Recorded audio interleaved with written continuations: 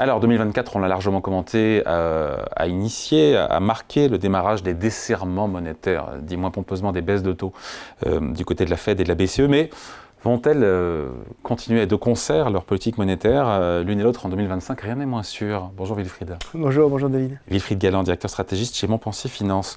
Bon, sur le très court terme, sur décembre, la voie est assez balisée. On devrait avoir a priori 25 points de base côté Fed et BCE. Là, il n'y aura pas trop de surprises a priori. Non, enfin, ça a été très largement annoncé.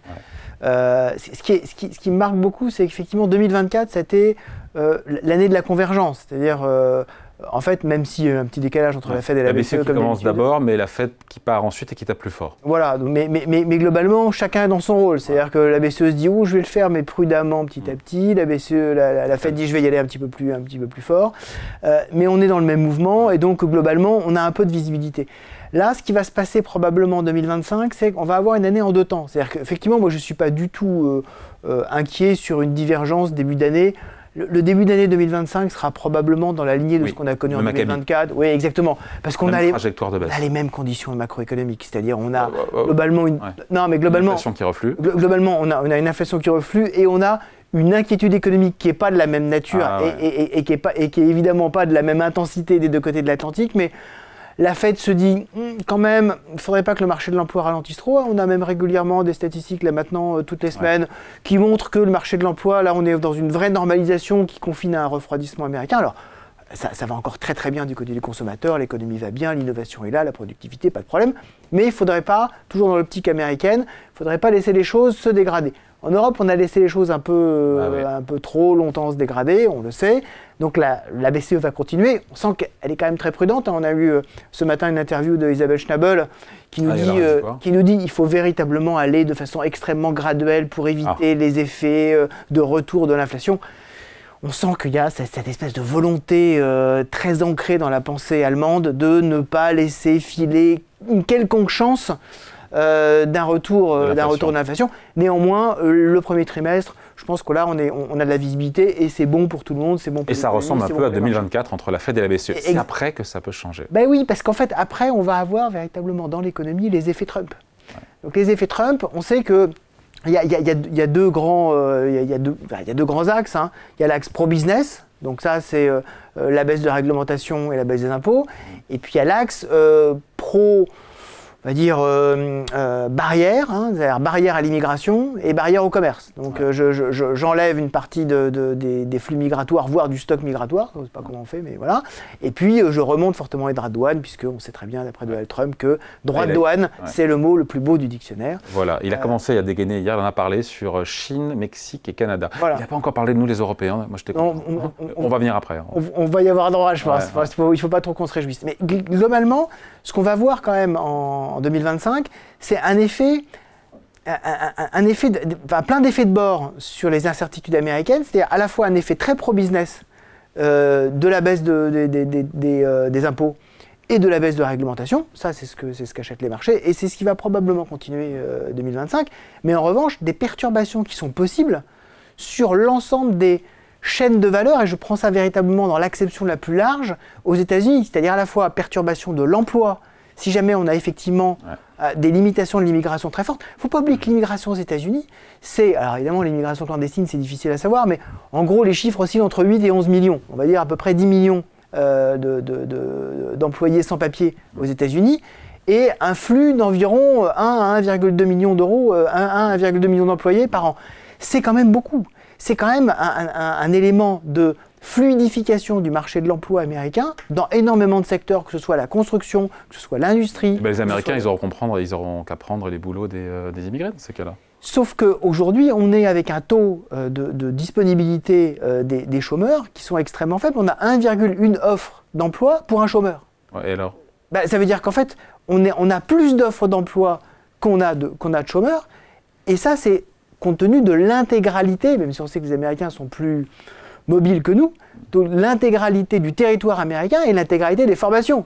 Quelqu'un qui a une formation de maçon, vous n'allez pas le mettre en data scientist tout de suite, hein, c'est pas possible. Non. Donc on sait que le taux structurel minimal américain de chômage, il est autour de 3,5%. Là vraiment, vous ne pouvez pas descendre en dessous. Là, on est à 4. Tu es en train de dire qu'il y aura des pressions inflationnistes, c'est ça veut dire que... Il y a la protection liées aux protections érigées à la fois sur l'immigration et sur le commerce. En fait, si c'est que les protections sur le commerce, l'histoire nous montre que ça a un effet comme une hausse d'impôts, donc ça a un effet plutôt récessif et ça a un effet qui peut même être déflationniste. Donc si c'est que les barrières au commerce, c'est pas très très grave pour l'économie américaine, c'est pas très grave pour la Fed.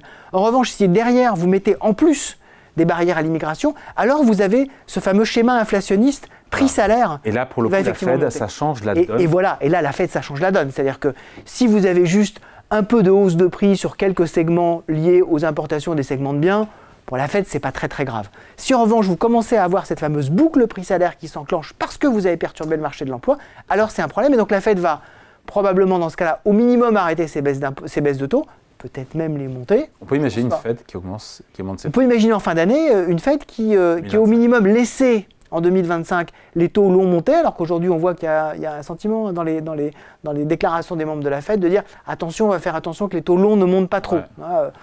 Si c'est pas un début de QE, de quantitative easing, d'intervention sur le marché, ça ressemble quand même, en tout cas dans les intentions. On peut imaginer ça. Alors, en fait, au fur et à mesure qu'on voit les inquiétudes monter sur les taux d'intérêt long terme américains, on est à 4,40 sur le on est à 4,40 et on voit que la Fed, avant, ne s'en occupait pas du tout. Ça fait à peu près un mois que plusieurs officiels de la Fed nous disent on regarde. C'est quelque chose, on ne voudrait pas que les taux d'intérêt long terme mettent à mal la transmission de notre politique monétaire. Donc elle pourrait ne plus toucher au taux directeur de court terme, pourquoi pas, quitte à regarder et intervenir sur les taux longs. Exactement, ce serait tout à fait possible. Alors évidemment, on n'est pas du tout dans la même situation en Europe. Puisqu'en Europe, là, on n'imagine pas, sauf un choc géopolitique majeur, et on prend plutôt le chemin inverse aujourd'hui, sauf un choc géopolitique majeur qui mette en jeu le cours des matières premières, on n'imagine pas les prix européens remonter fortement. Donc la BCE pourrait accélérer ses baisses de taux, même si aujourd'hui on sent bien qu'il y a de l'inertie et qu'elle ne veut pas parce qu'elle a peur du retour de l'inflation qu'elle a pour l'instant maîtrisée. Mais on sent qu'il y a une pression qui est quand même très très forte. On est quand même avec des PMI allemands, donc des indices des directeurs d'achat allemands et français extrêmement faibles. Et là on a eu à la fois hier et aujourd'hui l'indice de confiance du consommateur français et du consommateur allemand qui est véritablement au tapis. Donc on sent bien qu'à la fois du point de vue des entreprises, ça c'est les indices PMI, et du point de vue des ménages, il n'y a plus du tout d'enchaînement. Et on sait que lorsqu'on laisse l'économie se déliter trop longtemps, c'est très très dur de repartir. Souvenons-nous, on a la mémoire courte, mais souvenons-nous de l'espèce de pression déflationniste qu'on avait entre 2014 et 2020.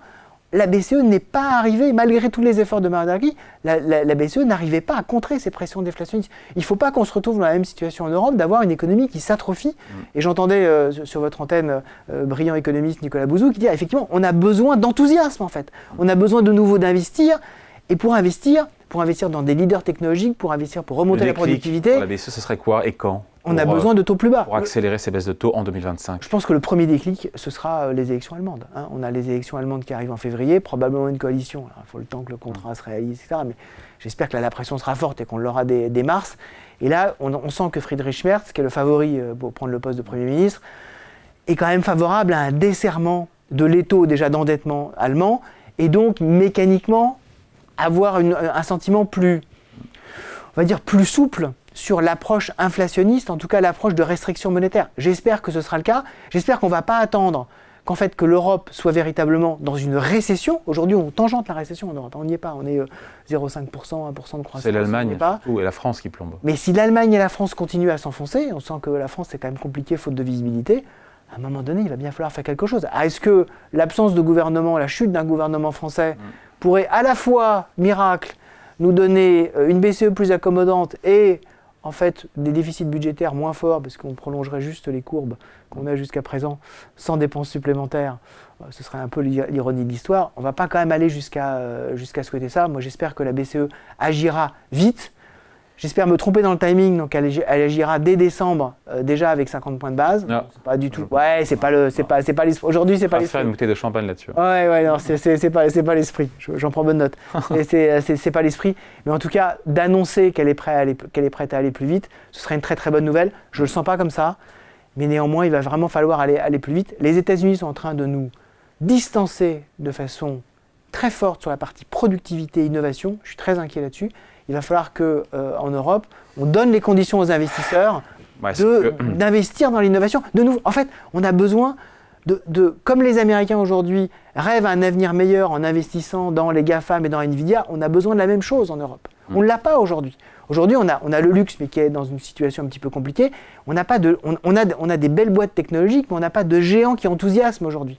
On a une très belle introduction en bourse de Lighton, ça se passe très bien sur l'intelligence artificielle en France, mais c'est tout petit. Il faut arriver à faire grandir tout ça. Il faut que les investisseurs, vous, moi, les investisseurs institutionnels, se disent, en investissant dans le territoire européen, non seulement je fais une bonne action, c'est formidable, mais en plus je peux gagner de l'argent et je fais gagner de l'argent à mes clients. Il faut qu'on arrive à avoir cet effet d'entraînement. Aujourd'hui, on ne l'a pas. Il faut qu'on arrive à le retrouver, on disait un esprit de conquête, il faut qu'on arrive à retrouver un esprit de conquête européen. Wilfried, si cette divergence se met à l'œuvre en 2025 entre la Fed et la BCE, une BCE qui ne baisse plus ses taux, possiblement qui les augmente, en tout cas qui les baisse plus, et une BCE une qui Fed, une Fed qui ne baisse plus ses taux, qui est en mode pause, voire qui les augmente, et une BCE qui se met à accélérer ses baisses de taux. Quel impact ça a Ça aura des impacts sur les marchés. Exactement, justement, ça pourrait être... C'est pas pricé pour l'instant, ça. Non, ça pourrait être, c'est quand même mon espoir que tout le paradoxe soit quand même que le Trump trade et les politiques de Trump fassent un réveil européen. En fait, quand vous avez plus de liquidités sur un marché, qui en plus n'est pas très cher, les Américains... C'est nous, ça. Ça, c'est nous, voilà. Ça, ce serait nous. C'est nous. Voilà.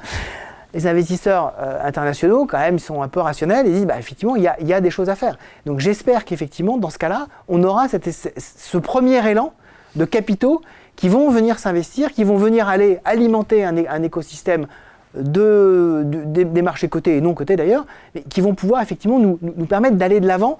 Quand la liquidité est meilleure sur un marché, c'est toujours positif. Il ne faut juste pas qu'on creuse notre tombe en termes économiques avant. C'est-à-dire, il faut qu'on arrive à stabiliser la situation. Si la situation est stable et la liquidité augmente, alors on aura un retour en grâce des marchés européens. C'est quand même ce qu'on peut espérer après quand même une sous-performance considérable cette année. Moi, j'y crois. Ça pourrait permettre effectivement d'avoir peut-être un début de rattrapage. 2025, enfin, avoir un début de rattrapage, ce serait quand même une bonne nouvelle. Les États-Unis, ça reste la locomotive. Si on pouvait commencer à accélérer, ce serait quand même bien. Allez, merci beaucoup. Point de vue signé Wilfried Galland, directeur stratégiste chez Montpensier Finance. Merci Wilfried. Merci David.